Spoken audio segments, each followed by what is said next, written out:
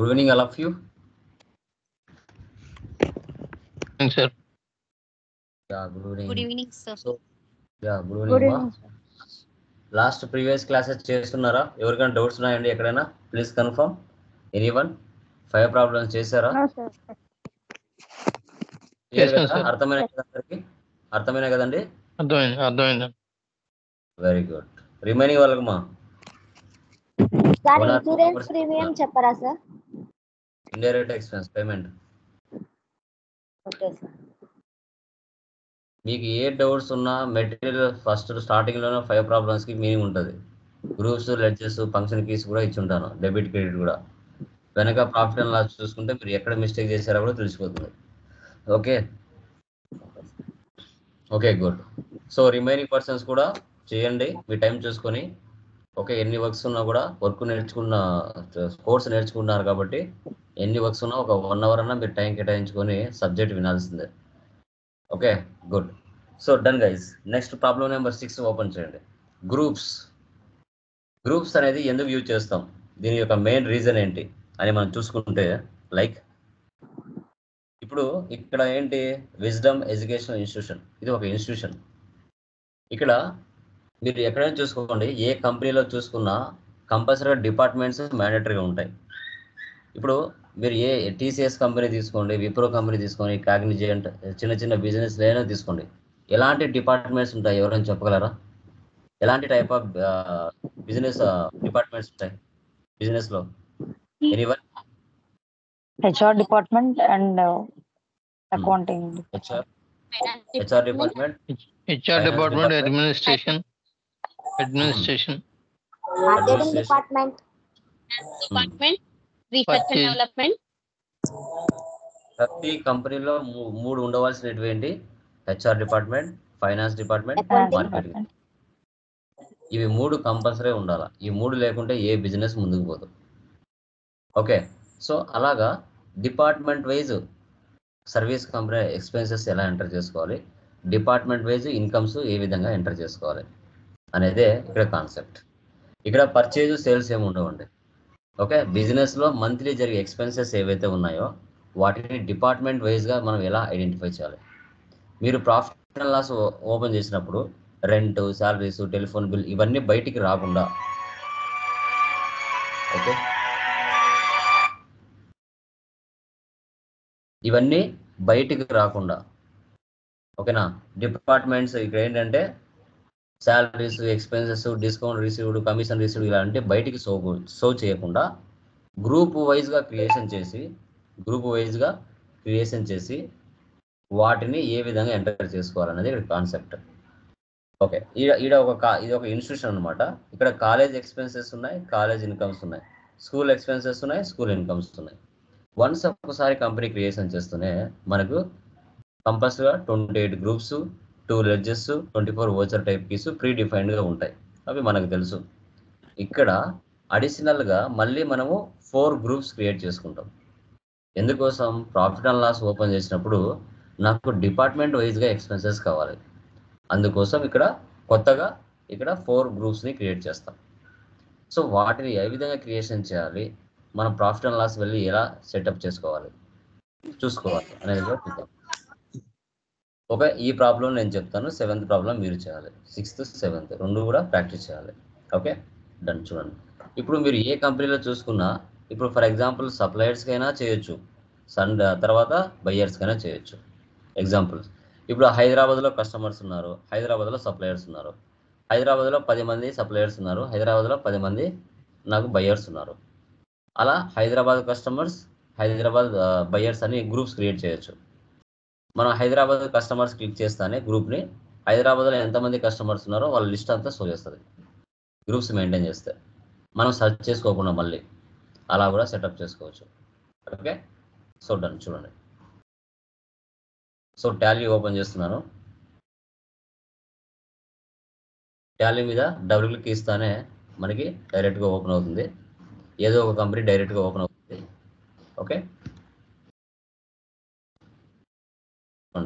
Licence update చేసుకోమని అడుగుతుంది.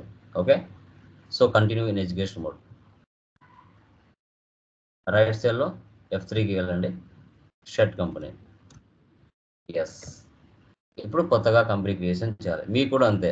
ఒక కంపెనీ క్రియేషన్ చేసిన తర్వాత టాలీ క్లిక్ చేస్తానే ఏదో ఒక కంపెనీ ఓపెన్ అయిపోతుంది. మీరు ఏం చేయాలి? రైట్ సైడ్కి వెళ్ళి F3కి షట్ కంపెనీ చేసి మళ్ళీ కొత్తగా కంపెనీ క్రియేషన్ చేసుకోవాలి. ఓకే, ఇక్కడ చూడండి, wisdom educational institute Andhra Pradesh. Okay, enter ఇచ్చేయండి. ఇది కూడా సర్వీస్ ఓరియంటెడ్ అండి. Yes or no? ఎస్. సో తర్వాత maintain accounts first option yes పెట్టండి. బిల్ వైజ్ నో పెట్టండి. ఓకే,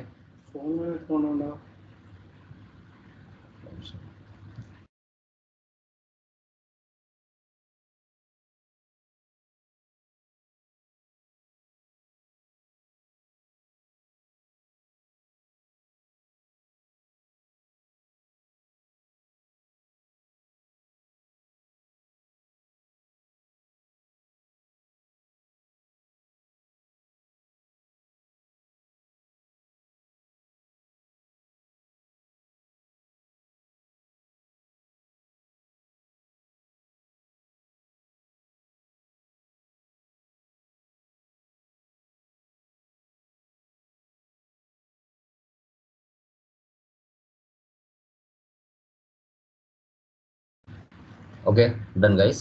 చూడండి, మెయింటైన్ అకౌంట్స్ ఫస్ట్ ఆప్షన్ వేసి పెట్టండి. ఇక్కడ మెయింటైన్ ఇన్వెంటరీ రెండు ఆప్షన్స్ నో పెట్టండి. ఇవన్నీ మనకు అవసరం లేదు. Accept or no? Save. Okay, once ఒకసారి కంపెనీ క్రియేషన్ చేస్తేనే 28 groups, 2 ledgers, 24 voucher type keys pre డిఫైన్డ్గా ఉంటాయి. ఆల్టర్ కావాలంటే చూడండి, ప్రీ డిఫైన్డ్గా ఉంటాయి. ఓకే, ఏం చేయాలంటే ఇప్పుడు క్రియేట్లోకి వెళ్ళాలి. మీరు నిన్నటి 5 ప్రాబ్లమ్స్ వరకు క్రియేట్లోకి వెళ్ళి డైరెక్ట్గా లెడ్జర్లోకి పోయి ఉంటారు. అలా కాకుండా ఫస్ట్ బ్యాక్ వచ్చేసి ఈరోజు చెప్పబోయే ప్రాబ్లం ఫస్ట్ గ్రూప్లోకి వెళ్ళాలి. గ్రూప్లోకి వెళ్ళి ఆ 4 డిపార్ట్మెంట్స్ ఏవైతే ఉన్నాయో వాటి క్రియేషన్ చేసుకోవాలి. కాలేజ్ ఎక్స్పెన్సెస్, ఇక్కడ అండర్లో ఏం తీసుకోవాలి? ఇండైరెక్ట్ ఎక్స్పెన్సెస్ తీసుకోవాలి. Next college incomes, indirect indirect incomes. Income. Next school expenses,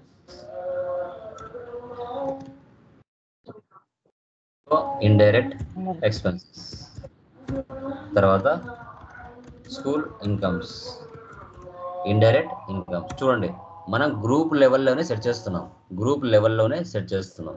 ఒక్కొక్క ప్రాబ్లం ఒక్కొక్క మోడల్ ఉంటుంది, మీరు గమనించాలి. ఎస్కేప్. ఇప్పుడు ఈ 4 గ్రూప్స్ 28 గ్రూప్స్తో యాడ్ అయి ఉంటాయి.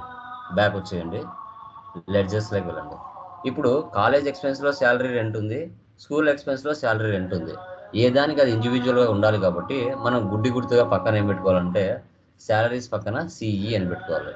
సిఈ అంటే కాలేజ్ ఎక్స్పెన్స్ అని అర్థం.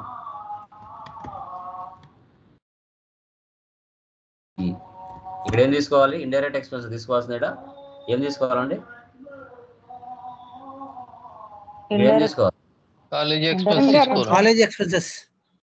కాలేజ్ ఎక్స్పెన్స్ కాలేజ్ తీసుకోవాలి. Expense group. మనం క్రియేట్ చేసింది అందుకే కదా. మనం ఇండైరెక్ట్ ఎక్స్పెన్సెస్ తీసుకోవడానికి కాదు క్రియేట్ చేసింది, గ్రూప్ వైజ్ గా మనకు ప్రాఫిట్ అండ్ లాస్ షో చేయడానికి క్రియేట్ చేసాం. అందుకోసం ఇక్కడ కాలేజ్ ఎక్స్పెన్స్ తీసుకోవాలి. కాలేజ్ ఎక్స్పెన్స్ తీసుకున్నాక దాని అండర్లో ఏముంది? Indirect expense. ఓకే, సో అనమాట. ఇవన్నీ కూడా దాని కింద చేసేసేయాలి. డిఫరెన్స్ గమనించాలి మీరు, నిన్నటి క్లాస్కి ఈ రోజు క్లాస్కి డిఫరెన్స్. అందుకోసం చెప్పండి, ఇది కూడా కాలేజ్ ఎక్స్పెన్స్. నెక్స్ట్ ఏముంది? Telephone bill college. ఇది కూడా college expenses. Electricity bill college. Electricity bill.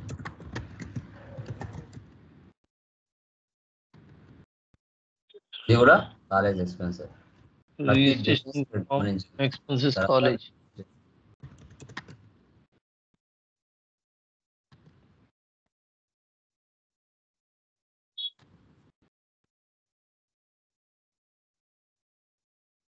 Travelling expenses college.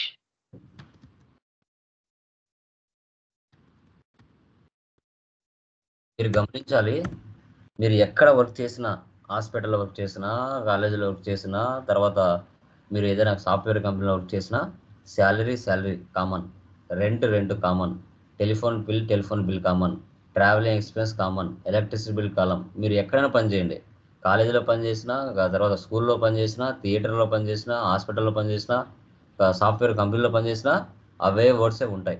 కానీ ఇన్కమ్ పదాలు మారుతాయి. ఇప్పుడు కాలేజీలో పనిచేస్తే ఇన్కమ్ పదాలు ఏముంటాయి చెప్పండి? ఒక కాలేజీలో పనిచేస్తే ఇన్కమ్స్ ఏముంటాయి చెప్పండి? ట్యూషన్ ఫీజ్, ఉమ్, ఎగ్జామినేషన్ ఫీ, అడ్మినిస్ట్రేషన్ ఫీ, ఇంకా సో ఎగ్జామ్ ఫీజు అంటారు, లైబ్రరీ, తర్వాత మెటీరియల్ ఫీజు అంటారు, కాలేజ్ ఫీజు అంటారు, ఓకేనా, ఫైనల్ ఎగ్జామ్ ఫీజు అంటారు. ఇలా రకరకాల పేర్లతో పిలుస్తారు. అదే మీరు హాస్పిటల్లో పనిచేస్తారు అనుకోండి, ఇన్కమ్ పదాలు ఏమవుతాయి? అక్కడ మారుతాయి. Collection from patients, collection from laboratory, collection from diagnostic. Medicine fees అంటారు, రూమ్ రెంట్ ఫీజు అంటారు. అలా ఒక్కొక్క ప్లేస్ లో ఒక్కొక్క చోట ఆపరేషన్, ఇన్కమ్ పదాలు మారుతాయి. కానీ ఎక్స్పెన్స్ పదాలు సేమ్ ఉంటాయి, ఇన్కమ్స్ పదాలు మారుతాయి. మీరు గమనించాలి.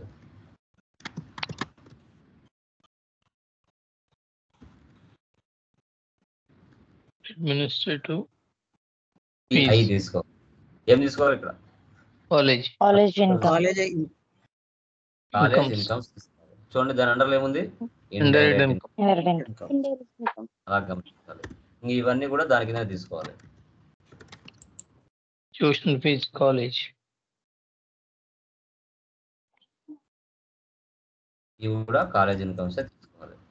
Next donation, College income. తర్వాత exam Exam fee. College income.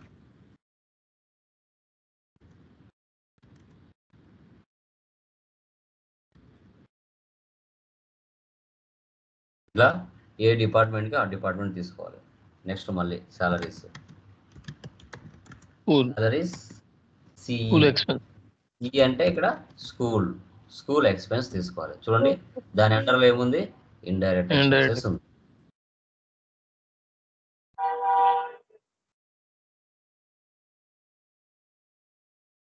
Next application form,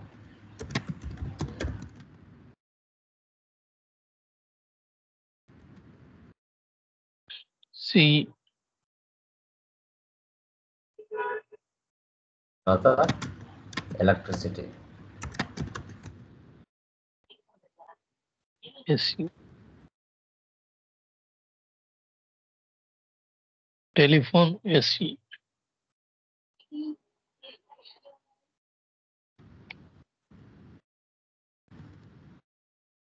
ఇలా స్కూల్ ఎక్స్పెన్సెస్ అన్ని తీసేసుకోవాలి. Next donation fees, Full income. తీసుకోవాలి. ఇక్కడ SI. SI తీసుకోవాలి. Very good. ఇక్కడ ఏం తీసుకోవాలి? School School income. income. School income, దాని అండర్లో చూడండి ఇండైరెక్ట్ Indirect ఇండైరెక్ట్ ఇన్కమ్, తర్వాత ట్యూషన్ ఫీజ్, SI.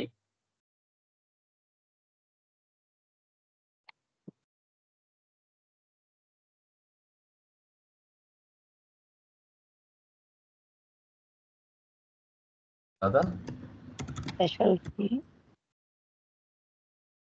SI. తర్వాత Materials fee. SI. Penalties fees. SI. Exam fees. SI.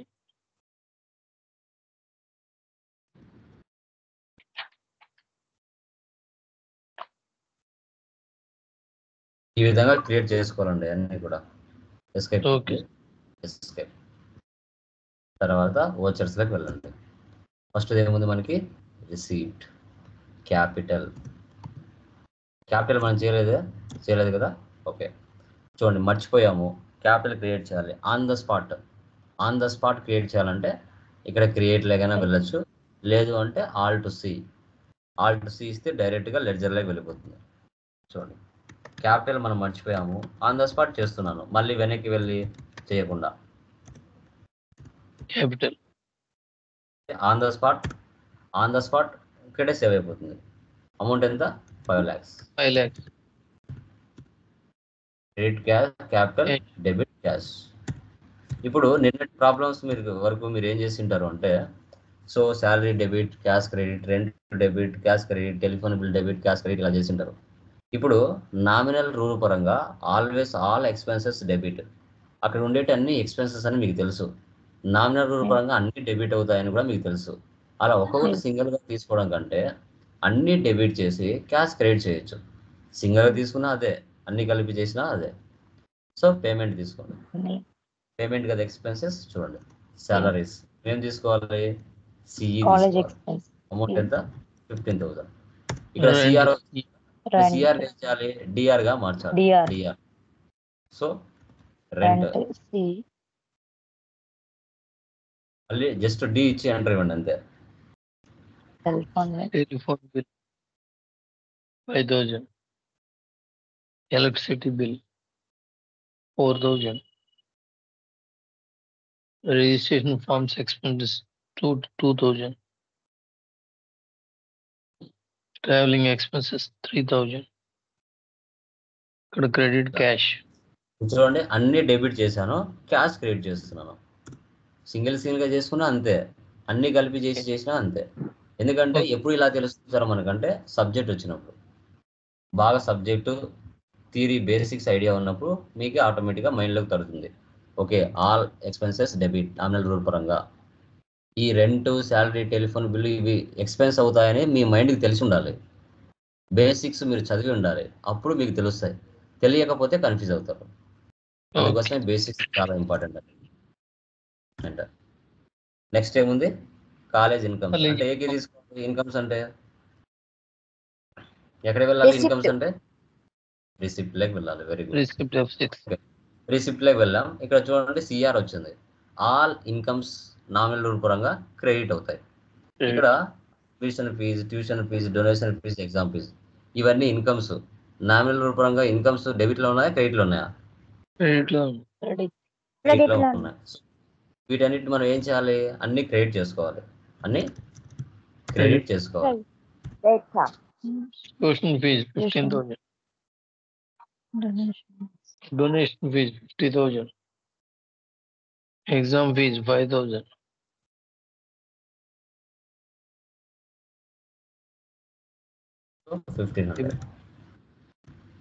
ఇప్పుడు డెబిట్ క్యాష్ చేయాలి. నామినల్ రూల్ పరంగా ఆల్ ఇన్కమ్స్ ఆర్ క్రెడిట్ కాబట్టి ఇవన్నీ ఇన్కమ్స్ కాబట్టి అన్ని క్రెడిట్ చేసి క్యాష్ డెబిట్ చేస్తున్నాను. నెక్స్ట్ స్కూల్ ఎక్స్పెన్సెస్ అంటే ఏకి తీసుకోవాలి? F5. సో F5 తీసుకోవాలి. F5 అంటే పేమెంట్. బట్ దీంట్లో ఏం చేయాలి? డెబిట్ చేయాలి. దీంట్లో అన్ని డెబిట్ చేయాలి. Salaries 12,000. Application forms fees, rent 15,000. Application forms 2,000. Electricity bill 4,000.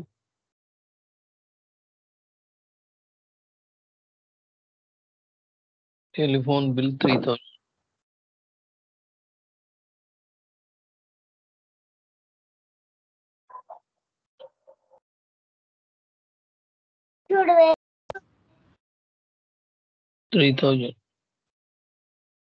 ఇలా అన్ని డెబిట్ చేసి నెక్స్ట్ మళ్ళీ ఏముంది? స్కూల్ ఇన్కమ్స్ అంటే ఏకి తీసుకోవాలి? డెబిట్ చేయాలి. Donation fees SI 22,000. Tuition fees SI 10,000. Special fees SI 10,000. Materials bill fees 15,000. Penalties fees SI 1,000. Exam fees SI 2,300. Debit cash.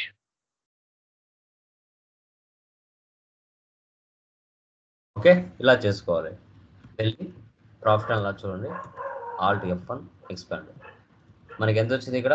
Net profit 73,800 వచ్చింది. మీరు ఇంతకుముందు ప్రాబ్లం చేసినప్పుడు ఈ ఎక్స్పెన్సెస్ అన్నీ బయటికి కనిపించేటివి, కానీ నిన్నటి ప్రాబ్లం వరకు ఈరోజు చూడండి బయటికి కనిపించలేదు, గ్రూప్స్ కనబడుతున్నాయి. ఇప్పుడు మీ ఓనర్ వచ్చి అడుగుతారు, బాబు కాలేజ్ ఎక్స్పెన్స్ ఏప్రిల్ మంత్ ఎంత వచ్చింది సార్ అంటే మీరు చెప్తారు, సార్ 37,000 వచ్చింది సార్ అని చెప్తారు.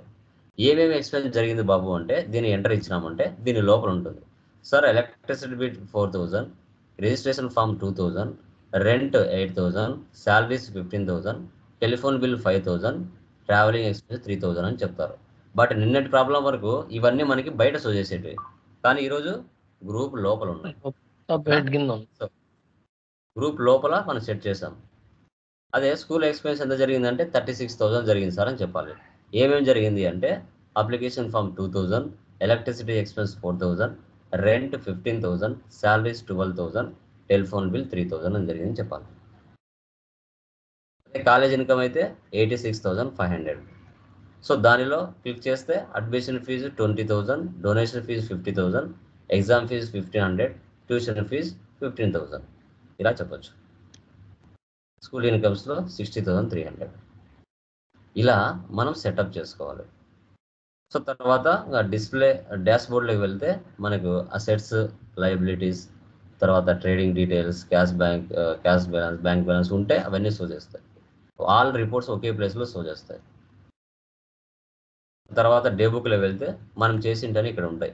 ఒకవేళ నువ్వు అమౌంట్స్ ఏమైనా మిస్టేక్ చేసినా ఓపెన్ చేసుకొని మార్చుకోవచ్చు.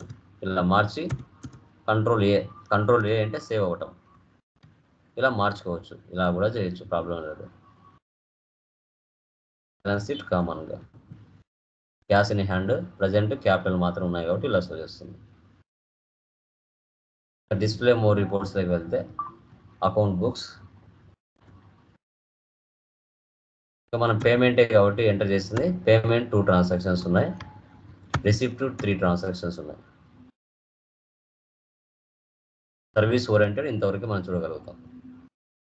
ఓకే, సో ఇది నెక్స్ట్ ప్రాబ్లం ఏముంది, ఒక హాస్పిటల్ ఉంది, స్టార్ స్పెషాలిటీ హాస్పిటల్. దీంట్లో కూడా 4 డిపార్ట్మెంట్స్ ఉన్నాయి. ఆర్థోపెడిక్స్, తర్వాత ఆన్కాలజీ, ఎక్స్పెన్సెస్, ఇన్కమ్స్ ఉన్నాయి. ఇదేంటంటే హాస్పిటల్ ఒక మనిషి హ్యూమన్ బాడీలో ఒక్కొక్క పార్ట్కి ఒక్కొక్క డాక్టర్ ఉంటాడు. లివర్కి ఒక డాక్టర్ ఉంటాడు, హార్ట్కి ఒక డాక్టర్ ఉంటాడు, బ్రెయిన్కి ఒక డాక్టర్ ఉంటాడు. సో ఒక మనిషి పార్ట్లో ఏ అవయవం ఎలా వర్క్ చేస్తుంది అనేది ప్రతి దానికి కూడా రకరకాల డిపార్ట్మెంట్స్ ఉంటాయి. So neurology, cardiology, oncology, orthopaedics ఇలా రకరకాల డిపార్ట్మెంట్స్ ఉంటాయి. సో ఏ డిపార్ట్మెంట్ నుంచి ఎంత ఎక్స్పెన్స్ జరుగుతుంది, ఏ డిపార్ట్మెంట్ నుంచి ఎంత ఇన్కమ్ జరుగుతుంది అనేది కూడా మనం ఇక్కడ ఐడెంటిఫై చేయాల్సి వస్తుంది. జస్ట్ ఇక్కడ చూడండి, ఇక్కడ కూడా 4 గ్రూప్స్ ఉన్నాయి. జస్ట్ ఇక్కడ క్రియేట్ చేస్తాను చూడండి. దీంట్లోనే మీరు కొత్త కంపెనీ క్రియేట్ చేసి చేయాలి. క్రియేట్ గ్రూప్ ఏమేమి ఉన్నాయి ఇక్కడ చూడండి. ఆర్థోపెడిక్స్ డిపార్ట్మెంట్,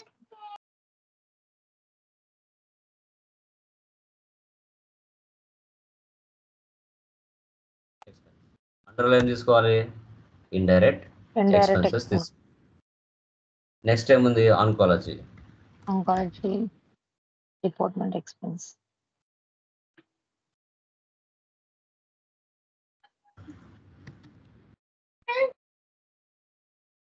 ఇది కూడా ఇండైరెక్ట్ ఎక్స్పెన్స్ తీసుకోవాలి.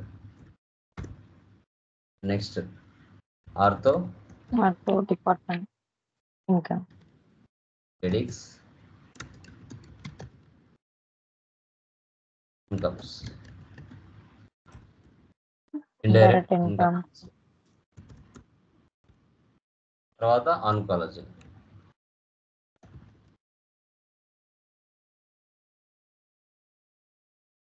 ఇది కూడా ఇండైరెక్ట్ ఇన్కమ్స్.